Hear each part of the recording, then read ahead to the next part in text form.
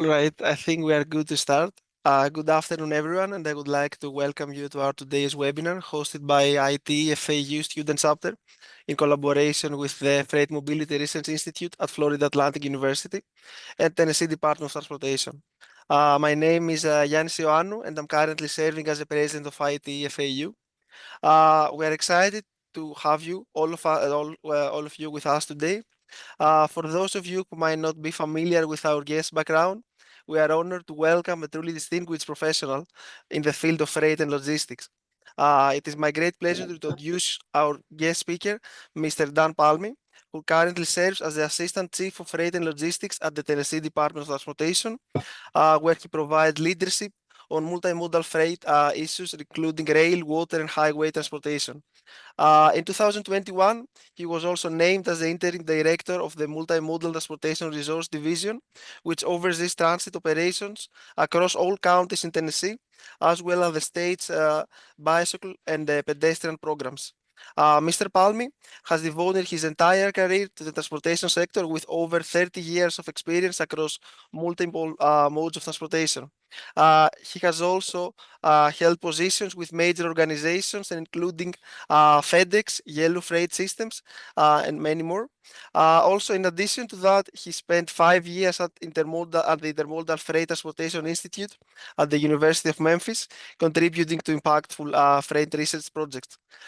In recognition of his accomplishments, Mr. Pallme received from Delta New Alpha Transportation Professional Award of the Year, which is an award which is being provided in order to honor individuals who have made significant contribution to the transportation industry. Once again, Mr. Pallme, thank you for accepting our invitation and taking time to to share your insight and expertise with us today. We are excited to have you here. With that being said, Mr. Pallme, the virtual stage is yours. Please feel free to start your presentation. Thank you very much, Giannis. Good to see you again. Let's see if I can go ahead and share my screen here.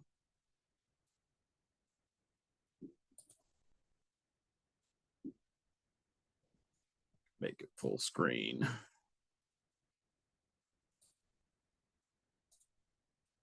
All right. So as Giannis said, I'm Dan Pallme. I basically handle the everything in passenger transportation, rail, and freight. And what I plan to do today is I was going to give an update on Tennessee, and not only an update on Tennessee, but to look at the benefits of Tennessee, as well as, and to think outside the box, think of it as also the benefits to Florida. And I have a couple comparisons between the two states when it comes to DOT functions and functionality.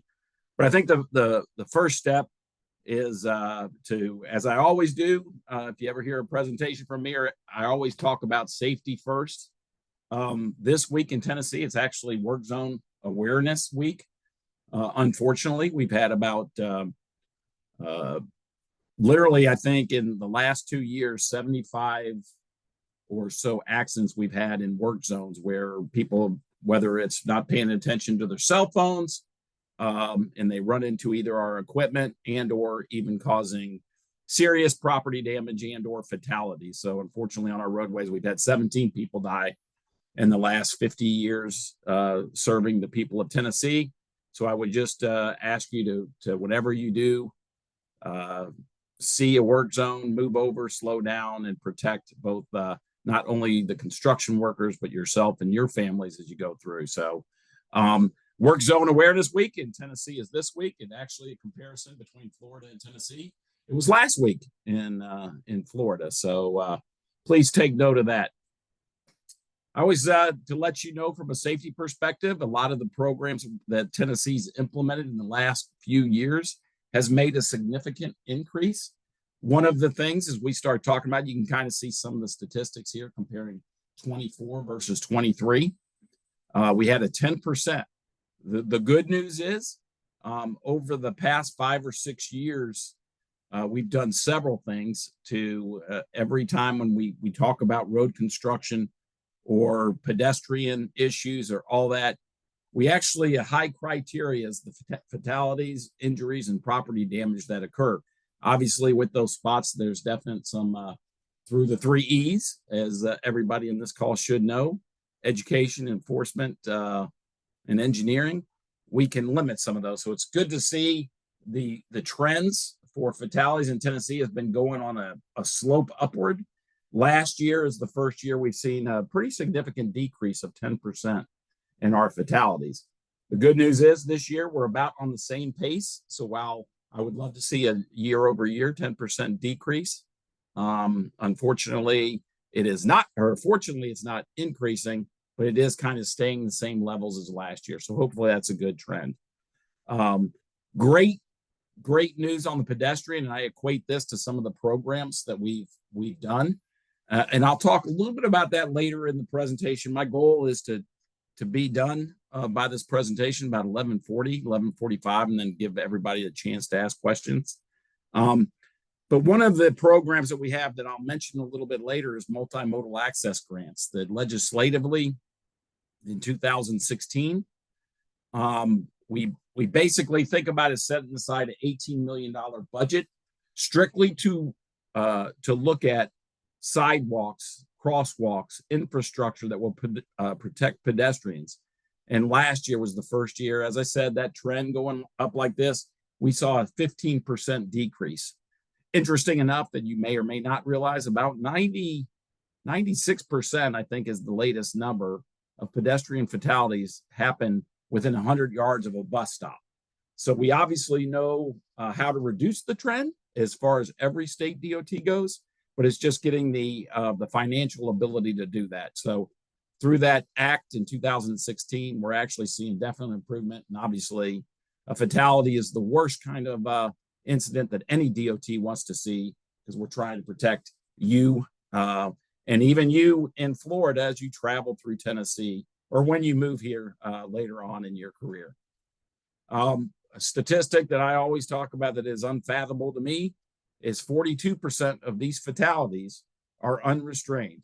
The simple act of taking 2 seconds and putting on that seatbelt has a definite correlation between life expectancy when you're in an accident over 40 miles an hour. So please take a minute to buckle up as you go.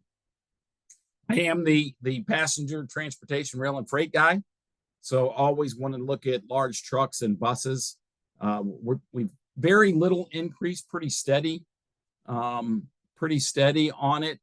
Unfortunately, as you can probably guess, in the next 2 categories, large trucks and bus and motorcyclists and ATVs, a lot of those accidents will end up in fatalities by sheer the nature of either the vehicle or the weight of the vehicle, or in the case of a motorcycle slide. So you can kind of see, and then of course, teen drivers, no worse situation than a young driver, a new driver that loses their life with respect to the first time maybe operating an automobile. And as you can see, 13% decrease. A lot of that is more education that we try to focus on. And then as we have an aging population in Florida fits this bill. You can kind of see that's probably the trend going forward, just by sheer demographics of people getting older and living longer, that we have an 8% increase. And I'm sure that Florida also measures the same items. So a little bit about overview of TDOT, and we'll see if this works. May have to share another screen if it doesn't. Can you all see the org chart? Not now, but we could initially. I think you just have to. You can see it now, Giannis? Yeah, now it is visible. Okay, perfect. So if you let me right size this. If you look at this this org chart, it's probably going to be a little bit too small to see in the beginning. But Commissioner Ely leads the organization. We have 3 deputy commissioners. One leads HR and finance and all the functions related to that, such as civil rights, various things. Of course, the commissioner All the deputy commissioners report to him. The commissioner to the far right is Will Reed, and you can see all the different people that report to him that are in the green. And then my division is right here as I blow it up is I report to Preston Elliott, the commissioner of the Planning Bureau. And there's myself. And then we also have aeronautics that reports to here, local programs, community investments, planning function, and then strategic planning and research. And a lot of my talk will talk about the research. I am a board of the Freight Mobility, a board member of the Freight Mobility Research Institute. They're housed at FAU, so very passionate about research. And I know that since this is an IT, I'm going to talk several minutes on the different research. So underneath my, and now let me know, Giannis, is it back to the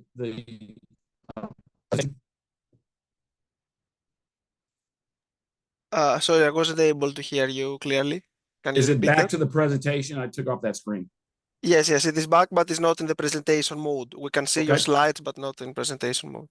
Perfect. All right.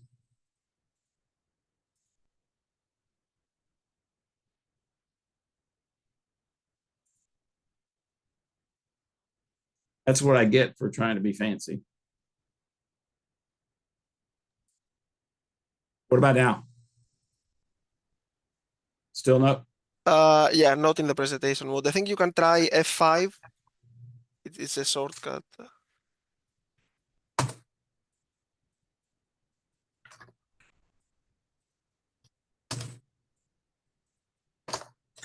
Okay, anyways, I think it is clearly, it's visible what you want to present, so there is no Okay, problem. perfect. Thank you. So underneath the passenger transportation, rail, and freight, I basically have 3 divisions and then a finance person. So I'll go over briefly. The Office of Public Transportation, that's the biggest organization that I have reporting to me. And I'll go into details later on about what all we do. But think of it this way. In Tennessee, if you live in any of the 95 counties in Tennessee, you have the capability of using public transportation. The 17 people I have in this office, we do everything from compliance to administrative functions for all the transit agencies in the state. If you, I don't know if the familiarity in the transit world, the interesting thing about my functionality at TDOT is almost everybody on the DOT side deals with FHWA, and the guidelines are pretty straightforward. I deal with the FTA, FRA, FHWA, and actually Preston deals with the FAA as well. So when we talk about typically how it works from a public transit side is the big agencies will get direct funding from the feds, about 80% of all their cost. I'm estimating here there's a lot more rules than that, which the state matches 10%. And then through fairs and communities, the other 10% is by the local that comes up with the money. So that's kind of how the funding works.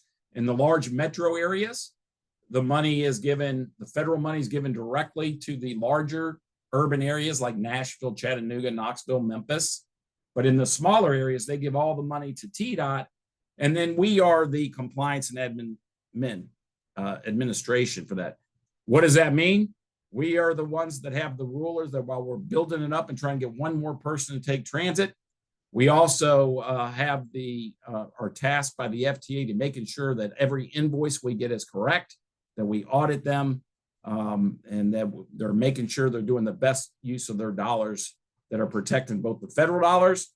And then, as I mentioned, we're also protecting the state dollars in that match. The second office that I have reports to me is about, I went in order of magnitude of the various offices that report to me. The Office of Railroad Coordination, that is all railroad functions that need coordination with whether it's a class 1 railroad or a short line railroad. That's items that a lot of times this is a lot more complicated than you think. With over 8,000 crossings in the state, anytime we're doing a repavement of a road, that office will coordinate with all the various, the 21 short lines or the 6 class ones that we deal with in the state. They have to have coordination and have flagging out there to protect any driver that is driving, for example, that they're paving the road to make sure there's not a conflict and we have a major accident that happens on a railroad, because obviously railroads and trains can't stop, as everybody's well aware of. The other third office I have is the Freight Rail Safety and Engineering. The Rail Safety Department, I have 5 federally certified inspectors. What they do is they go out throughout Tennessee in all 95 counties. These individuals have an extreme railroad-based knowledge. They're on the road more times than they're in, and they're looking to protect all the rough crossings. So if you have a complaint on a rough crossing, or if there's an issue that's protecting both the railroad employee or the constituent, they communicate and they get the railroads to fix all that. So that office is very much a very unique nomad type personnel that operate that take care of all the 95 counties in the state. So 5 people that are managing that whole process, and they're spread out throughout the states. They are FRA certified in the 6 disciplines of the FRA. And so they have the ability to shut down any railroad that is in violation of a severe safety hazard. So just want to let you know that. The rails, that's the Rail Safety Department. The Rail Engineering is also known as Section 130 Department. We get, for the last couple of years, it's about $5.4 million. And these people, what they do is they're looking at specific crossings. They have a database and they look at a variety of items, and some of this is a little bit confidential, but what we try to do is focus on where the serious injuries, of course, where the fatalities are, and rebuild those crossings and do things like lights, bells, whistles, cross arms that protect the crossing. The problem is $5.4 million annual budget for that department. That is its federal budget. If you're going from just a cross bucks to the whole shebang of crossing arms, you're talking about $400,000 now per crossing. So you can see the money doesn't go that far in that department. I have about 5 people that work in the rail engineering department. The freight planning and safety, I'm going to talk, we combine these offices, but I got to talk to them separately. The freight planning is working on items such as our state rail plan and various grant opportunities. That is going to be the majority of my presentation that I talk about. And it's a small but mighty team. I currently have 3 vacancies in that department. It's going to be a total of 6 employees. But we're going through a big reorg, and then these jobs will be posted over the next couple months. And then finally, the state safety oversight is another FTA program. And this one is geared towards fixed rail guidance. And think of like the monorail down there in Florida, but in Tennessee's case, it's trolleys that operate in Memphis and an incline that operates in Chattanooga, Tennessee. And so they once again, they're the liaison between the FTA and the agencies, all about safety as we go forward. And then finally, I have one position. It's a statewide technical specialist. When you combined in budget, and that's the federal budget, the state budget, and all that combined, it's about $280 million in this small but mighty division. And so the statewide technical specialist really looks at the money aspect of it. So on this slide, it's a little bit of a comparison. I threw this one in there just to give you a comparison to Florida. I will tell you, I'm very jealous of Florida and the budget that they have. But if you look at the percentage of budget, 11.4% of the entire state budget in Florida goes to transportation. In Tennessee, it's 4.9. If you look at the chart from a very high level, you can kind of see Florida and Texas are pretty much on the same wavelength. The smart thing that Florida has done that I wish Tennessee would do, but it did not pass legislatively. And just as a quick quick lesson here for everybody. Your typical DOT budget is made up of federal dollars in a formula based, and then you have a state budget that supplants that. So whenever you fill up your car or your truck at a gas station, there's a certain percentage of that goes to the federal tax. They give it and they issued it back to the state. Then you have a state tax that is dictated by state law. So state law, you have to change state law to get that. And what the big news that is very good for Florida is they've indexed the gas tax. So as tax increases, so does the amount of money coming back to your Florida DOT to do things as new construction and what have you. Saying all that, I'll talk about a couple of things that Tennessee's done. But as you can see, this is even though we only have less than 5% of our budget to infrastructure, and we're one of the lowest states with 40th percentile of highest to lowest.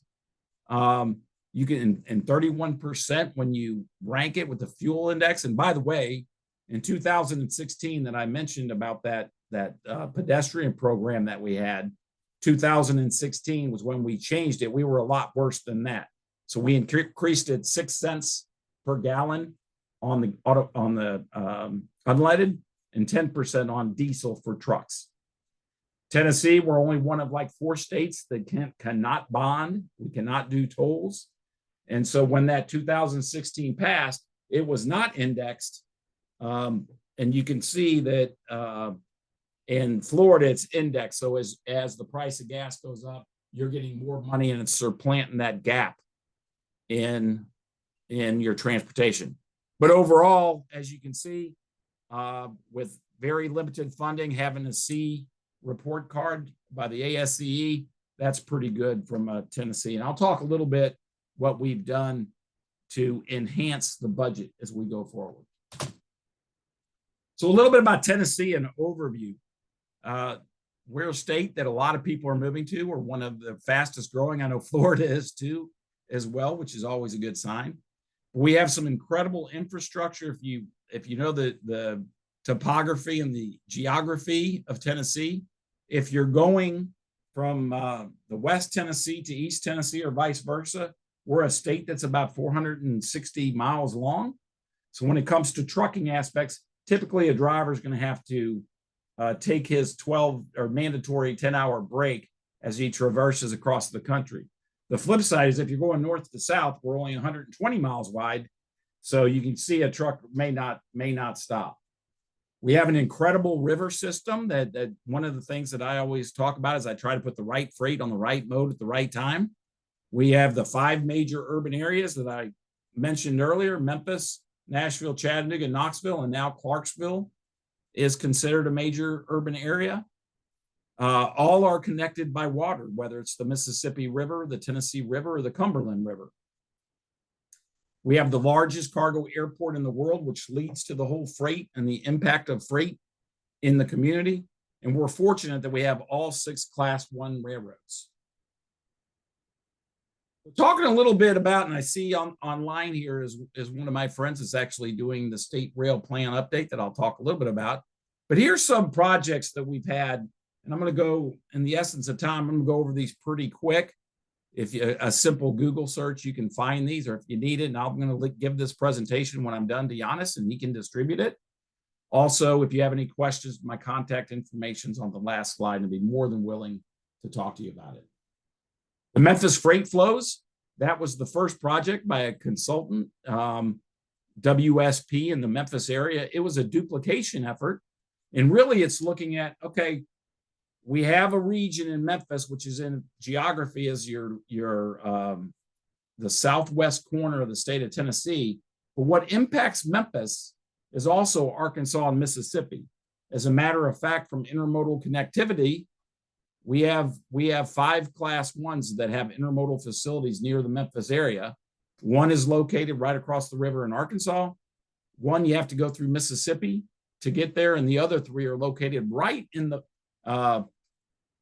right near the the southern border of Tennessee. So it really does impact it. And this looked at industries that affect that, from my perspective, I can only use or worry about the roads in Tennessee, but it's a perfect example of how the freight flows impact Mississippi and Arkansas, because it is a regional collaboration. We've done bottleneck analysis. We do this quarterly internal to see where are the big gaps, where are the delays that are leading to construction, and try to think forward thinking of what do we need to do to work on construction projects to reduce the congestion in these areas, and mostly the congestion is in the urban areas. We have a water research project that we completed in 2024 that was also a couple board members on FMRI by the University of Memphis. And I'm using this as a basis for the next water project that I'll get into and talk a little bit more about. We conducted a study on how to get transit to Blue Oval. Blue Oval is in Haywood County. It's in Tennessee. It is in a rural West Tennessee area that's about 40 miles from Memphis, about 20 miles from Jackson, Tennessee, which is another large workforce area. But there are no jobs, there are no people, there are no housing, there are no schools, there are no restaurants, there is no lodging around that facility. But yet, when Ford opens up this facility next year, they're going to need 7,000 employees. Well, we did a transit study to say, can we get passenger rail out there? Can we get transit? Or how can we get people from the urban area where the poverty is, like in Memphis and Jackson, to try to have some fixed route service that they can get to the jobs and then hopefully change generational poverty. Very important project, and we're taking that to the next level that I'll mention a little bit based upon time that we have. We also have a return on investment short-line project that HDR performed for us in December 23. And what that is the preservation of short-line rail. Short-line rail, high level, is kind of rural railroads in the days of deregulation in 1980. All the railroads said they just wanted the big urban movements. They don't care about, they want Memphis to Nashville, for example. They don't care about all those rural communities. Well, this program really, we did an investment short line project that really looked at what is the net benefit of that. And I think the return on investment was $13 for every dollar.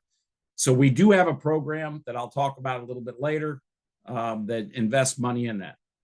Also, truck parking and nationwide issue. Florida's done some big things on that. The University of Memphis did that. We're really looking at projects to try to find out where the shortages are as we move forward.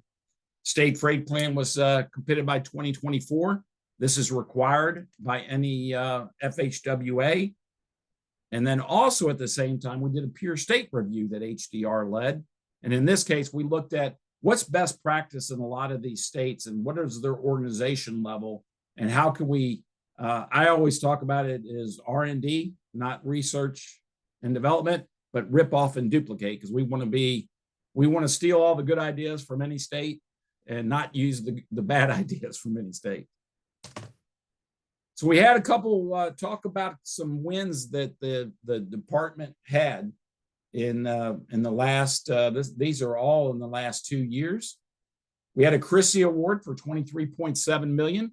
That group that I was talking about, the Powerful and Mighty, the freight planning group, we are the ones that applied. We, in this case, all three of these are the first two bullets.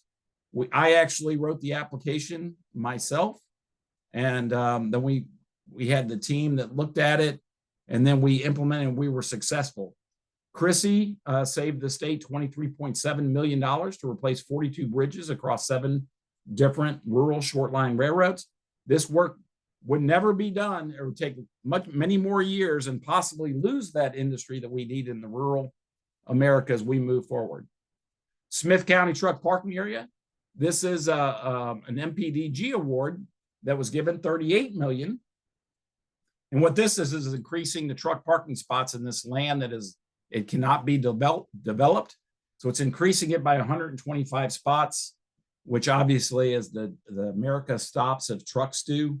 And so here's a great opportunity to use some land that wasn't, that we couldn't do, redo the infrastructure, raising the bridges and some of the infrastructure to accommodate 125 trucks on a daily basis that are operating through Tennessee.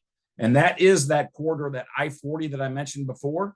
It's about halfway from one end of Tennessee to the other on I-40 that bisects the state. America's River Crossing. This is the bridge that connects Arkansas and Tennessee. This is a $900 million project. The state appropriated $250 million as the state of Tennessee. Arkansas matched with $250 million. The feds put in $400 million. This grant, to put that in perspective, almost $1 billion project. Our entire budget is $2.1 billion. $2.1 billion. So this project would have probably never been done if it wasn't for federal funding and the IIJA that came in. Way in Motion is another program that we are implementing. It's been a long time coming. We plan on having the full-scale operation in 2025. What does this mean? It basically will have sensors in the roadway that if a truck is and meets some criteria such as safety driving record, if the truck has no issues and it's under, that'll measure them while they're moving the truck and it's underneath the axle weight and the total weight of the vehicle, it can bypass the scales. This will lead to improved speed through Tennessee. It will lead to less accidents and potential injuries, fatalities, as they divert in and out of the weigh scales going forward. So really excited that. Last year, the state, when I was talking about passed the Transportation Modernization Act, and when I was talking about that slide comparing Tennessee to Florida, the governor in his budget and the legislator passed the TMA Act. This gave us a lot of opportunities, but at a high level, since I'm getting short on time, at a high level, that gave us $3.3 billion additional money to our budget to spend on counties and bridges and throughout the state. We've already programmed all that money. The backlog in Tennessee is $38 billion that we need to handle the construction. Obviously, if our budget's only $2.1 billion a year, and we have needs that continually to go on in the future as and the price keeps on escalating on all the components of road construction, no state will ever get caught up. So the TMA Act was very powerful. And I got a typo here that this year that has already been, the only thing left is the final vote. So it looks like it's going to pass. It's another $1 billion of non-recurring dollars. So that's going to be immediately put on projects by the end of next month that we'll share with what we're going to do. So we're putting these dollars on projects right away. So here's some of the different programs that I talked about, and I've already mentioned some of these, but I'll go in a little bit further detail. The Short Line Railroad Program, that is a program that we have current allocation for $20 million a year that goes strictly to these short line railroads to enhance that transportation that I talked about, rural America. So it goes to railroad authorities that utilize that money. Every year we budget a certain amount. This money goes pretty quick. A lot of times when we start talking about road construction, these projects can take multiple years, if not decades, to come in.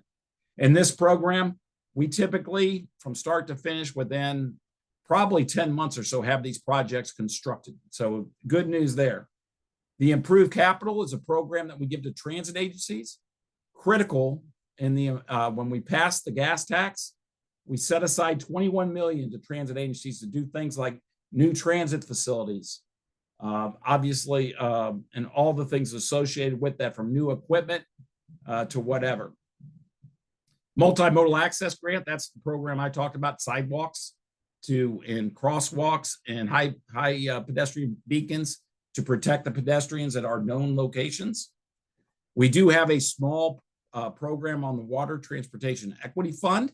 We only generate about $50,000 today, but I'm planning on building up a waterway program. I've done a lot of research and future research that we can enhance that, because as I mentioned, the 5 major cities are connected by water. It's a huge opportunity from divergent of freight from roadway to waterway. And then I already talked about the highway grade crossing program. So a little bit about the transit program. Of the $280 million budget that lies with me, $200 million is associated with the transit. So you can kind of see the huge impact that we have on it. A lot of the things that we use that dollars for, as you can see, as new and replacement vehicles. You know, transit vehicles, unfortunately, have a life expectancy that's a lot less by the sheer nature of their business. The costs are astronomical. I think yesterday when I was meeting with the Memphis Area Transit Authority, they said the current big bus is now $367,000 and an electric vehicle is about $500,000. So you can kind of see that with a short life, you need to replace these or have a consistent capital improvement program. And then we have some electric buses in Knoxville, and I'll talk a little bit more about that on the next slide. This is probably one of the proudest slides that I have that underneath my realm. With that $21 million that I mentioned about transit, you know, typically if you look at transit, it moves very slow when you're building transit facilities just due to the cost and the nature of the business with the low revenue fares that comes in. That has to be supplemented by the federal government.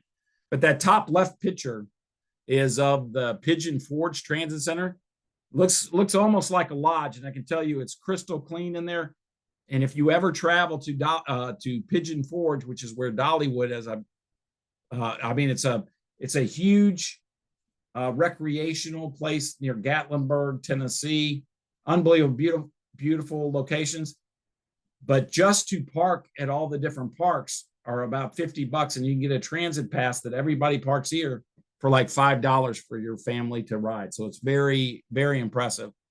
And then the one in the middle top is the groundbreaking of the Murfreesboro Transit Center that I was at, that should be open for construction over the summer, and several other facilities that we've seen. You can kind of see, and all these projects doesn't matter if it's urban or rural areas. So here's some of the current freight projects that we're doing currently. We have a return on investment with respect to rail to see some of these projects. All right, we've had them constructed, and now what's the net impact and what's the benefit and return on investment of those dollars? So I'm hoping to build up another program that we can get the legislature to give me some money, because we've got proven examples of investment in rural Tennessee that could be beneficial for Tennessee as a state as we recruit new businesses. The state rail plan is currently underway and should be finished by the January of next year. HDR is doing that, and they've already submitted Chapter 1. We're doing a deep dive of waterway. The beauty of this is the Kentucky Lock that has been under construction for probably a decade, and the Chickamauga Lock. Kentucky Lock feeds the Tennessee River coming to Tennessee. The Chickamauga Lock is there at Chattanooga, and everything, if you look at it, knowing your geography from Knoxville to Chattanooga, this could break away at any given time with the concrete aggregate that's deteriorating. So both of these are on short term when it comes to waterway of rehabilitation. So there's a lot of opportunity there when it comes to waterway systems and movement of freight. I'll skip the Wilson Lock issue. My whole point there is Wilson Lock is actually in Alabama, but as the Tennessee River flows, it goes Kentucky, Chattanooga, up down through Alabama, and then back to Mississippi to go down to Mobile to fly. The Wilson Lock limits all that traffic until it gets fixed. We are doing a program of moving some weigh stations in Knoxville. It's just a safety issue that we're going to redo and figure that one out based upon data, based upon our partnership with Tennessee Highway Patrol, the enforcement for the code and vehicle enforcement, and then us. And then we also have a freight advisory committee meeting that's coming up here in a week. And then I'm the primary person for everything passenger rail in the state as well. I'm active on the corridor ID. The FRA long distance study was a study that went on for probably about 15 months. I've given several presentations on that. That is one that's it showed that the 2 of the top 3 routes need a route, the long distance route that would come through Tennessee. However, there's no federal money on that as we go forward. Future freight projects. Obviously, we have a new administration under the Trump. Seems like for the most part, all big projects are on hold. So we're going to see what happens. But obviously, as I talked about some of the programs we have, we're leveraging every opportunity we have with state dollars to match with federal to move the needle when it comes to freight transportation. I plan on having a waterway symposium in the next couple of months. I want to bring back a competitive connectivity program on that return investment study that I have. I already talked about ripping off and duplicating from other states such as Florida. But I think it's very important, especially while I'm on this call, that people really understand anytime it's a state budget, it really relies on the state legislature to also help to be our partner. We can't really do anything if we see barriers or they don't give us additional funding, because as I went over that slide comparing Florida and some of the great things you're doing there to Tennessee, we have a limited budget, and the only other way to partner with our state legislature and get recurring dollars. And we look at any and other opportunities. In the essence of time, I'm going to quickly scan this. This is some concerns I see in the freight world right now. As more and more people move, and you can say this same issues with Florida, is safety, congestion, truck parking issue, the cost of projects. We were in that same changing in TMA last year. We were able to have a lot more mechanisms to do some big construction projects that we didn't have authority to do. Our partnerships with the state legislature changed that. So now we're really having some very aggressive construction projects that, now state DOTs need to move projects as fast as you can, because the reality is every day you wait, your costs are going up. And then finally, the competing interests for funding, which I'm the transit guy, I'm the passenger rail, I'm the freight guy. I want my projects on big projects, but you kind of see with that. If you're a bridge person, you want it on bridge projects. If you're a state aid, you want on state aid projects. So it all depends on that. All funnels up into any DOT when it comes to decision making. So here's 2 links I thought I would provide real quick. We do have TDOT careers every week. We're going through a big reorg. We had 4,100 employees at TDOT. We're dropping it down to 3,300. Everybody's reapplying for their job. We're down to the manager level now. If you click on this link when you get it, every week there's a posting. And if you want to be lazy and have them send the postings to you, there's a way to register for that. We also have a GTE program that may be of interest for new engineers, whether you're in construction management, any engineering, a master's or a bachelor.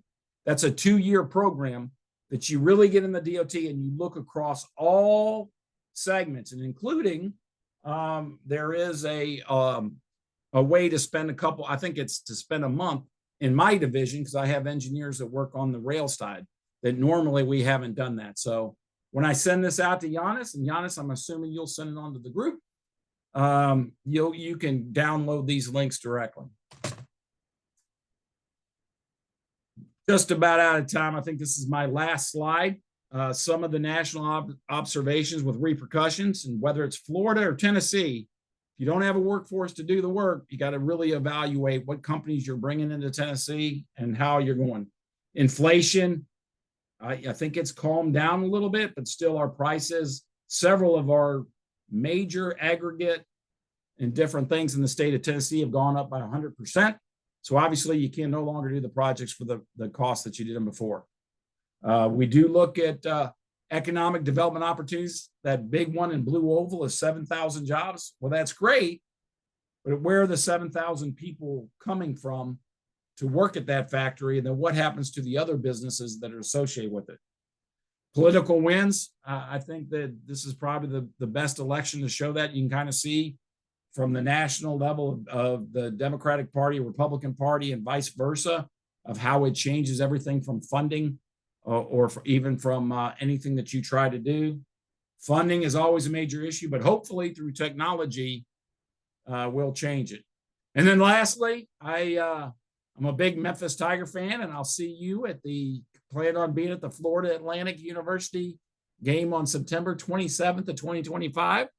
So if I do, I'll probably reach out to my friend Evangelos and set up a meeting with him, and probably at least go to the tailgate or something at that party. So I want to let you know that I will be down at Boca during September 27th, 25. And here's my contact information. Spoke a little bit longer than I wanted to be honest, but certainly open it up to if there's any questions in the chat or that any people may have. Mr. Pallme, thank you so much once again for taking time to share your expertise with our students and attendees. And of course, at this point, I would like to open the floor for any questions from our audience. If you have any questions, please feel free to unmute yourself or type them in the chat.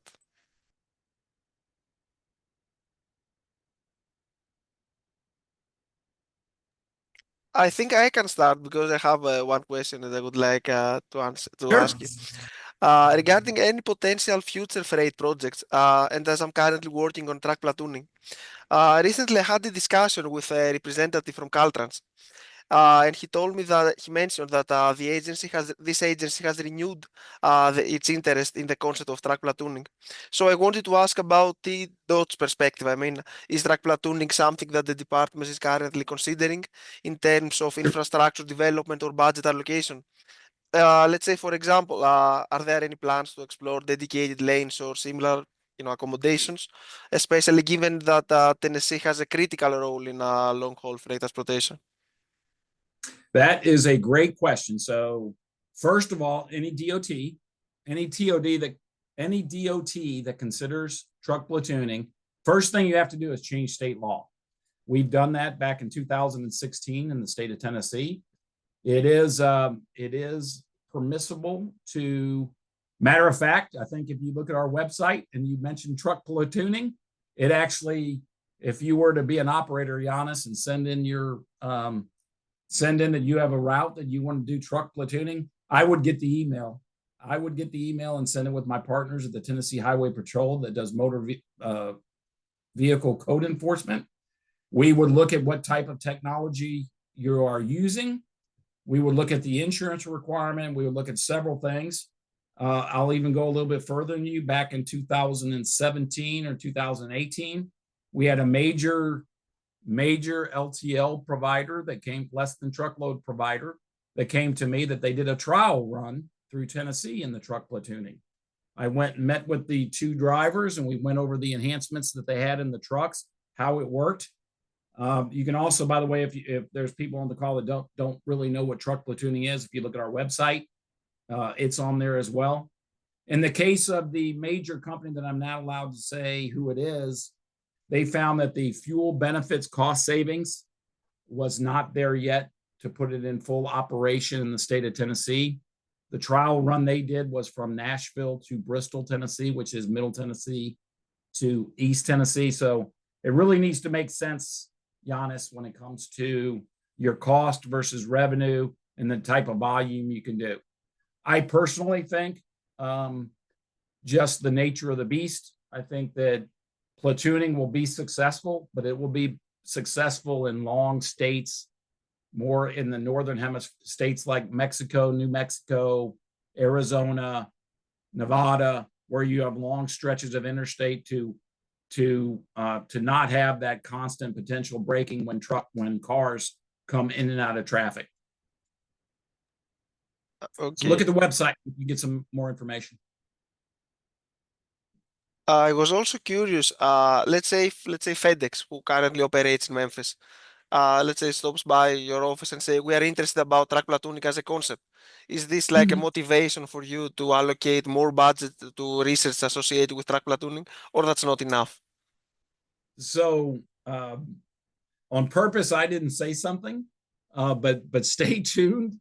I believe the governor's budget's going to be released by the end of the week, and I think there may be something that we're going to investigate in the near future regarding that of a pilot program. So I can't really talk about it yet, but stay tuned. And actually, you and I exchange emails periodically. I'll copy you in when it is official.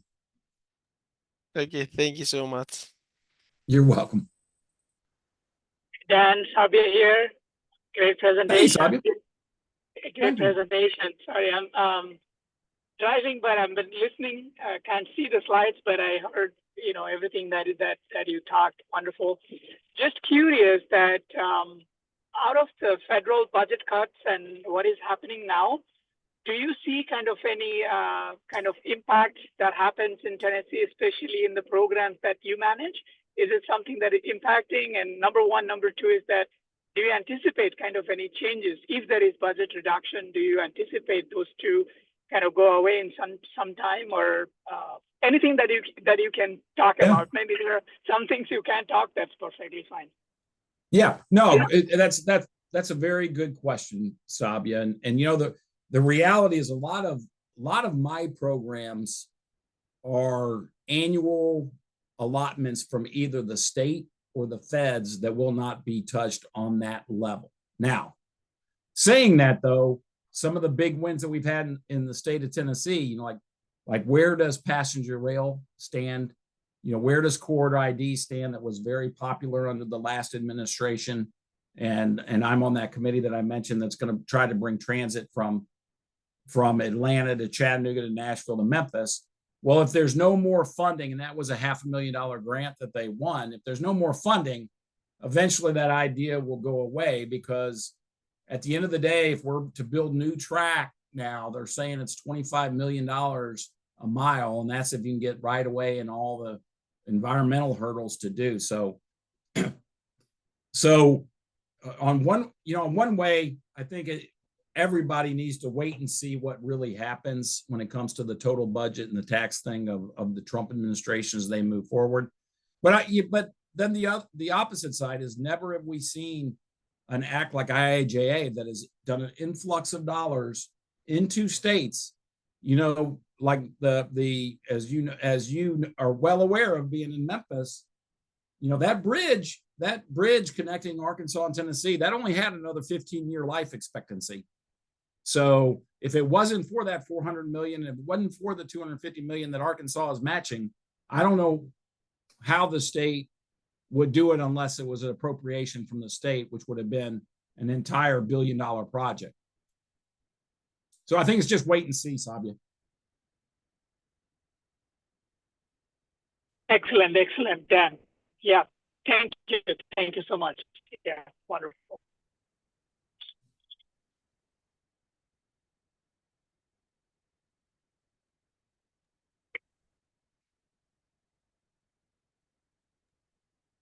I don't know if we have any more questions. If not, Mr. Pallme, I would like once again to thank you so much for being here today and having this presentation. Also, I would like to thank all of our attendees. So if there are not any other questions, I think I can end this meeting. I have already also recorded this meeting, so with your permission, I would like to share this meeting with our attendees. Sure. Okay. And my contact information there. If somebody wants to ask a question that they didn't want you on the call, certainly just reach out to me. Okay, of course. Thank you so much once again. Thank you. See you in September. Of course. See you. Have a good one. All right. Bye. Thank you for hosting it as well. Yeah, thank you. Thank you so much, Dr. Misra. Thank you. Yeah, bye.